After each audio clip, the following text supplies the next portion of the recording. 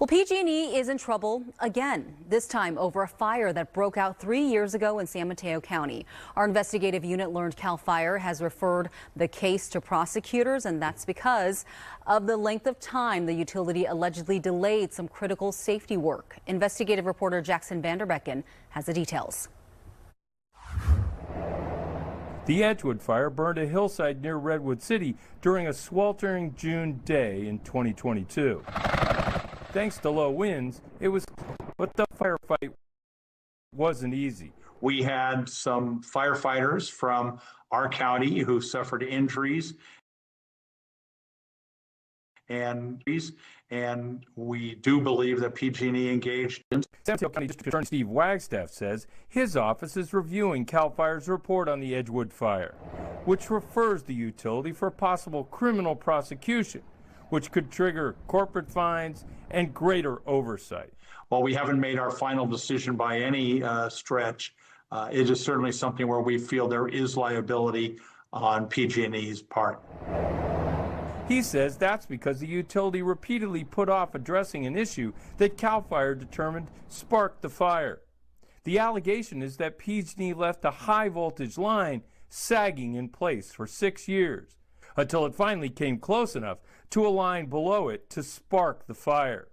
Regulators with the Public Utilities Commission noted that PG&E engineers first flagged the sagging line in 2016, when it was less than 6 feet from the line below. State safety regulations mandate a minimum 8 feet of separation, and the company's own rules specify that should have been addressed within 3 months. But 6 years later, the high voltage line was sagging so badly, the lines were less than 2 feet apart, and according to the Commission's investigation, sparked the fire. As a result of this, two lines getting too close together, producing something that looks identical to lightning, melting the copper, dropping the copper on the ground, and then we have a fire.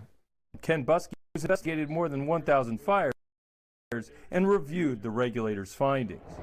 CAL FIRE's report has not been made public. There's a reason there was a required 8-foot clearance is to take care of these problems. They ignored what the rule was at their own peril, and they ended up with a fire. State regulators cite a pattern of lapsed maintenance issues in their whopping $7 million citation for the Edgewood Fire, stating PG&E has a history of failing to act in a timely manner to address maintenance issues and safety hazards. PG&E told us it is still reviewing the Commission's findings. It says it's beefed up inspections to ensure safe spacing of lines across its system.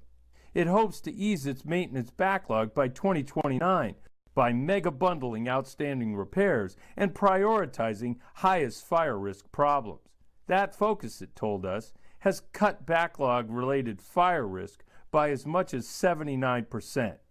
PG&E's wildfire prevention work is making our system safer and more resilient, while positioning us to better serve our customers in the short and long term and respond to our state's evolving climate challenges, the company said in a statement. It's getting better.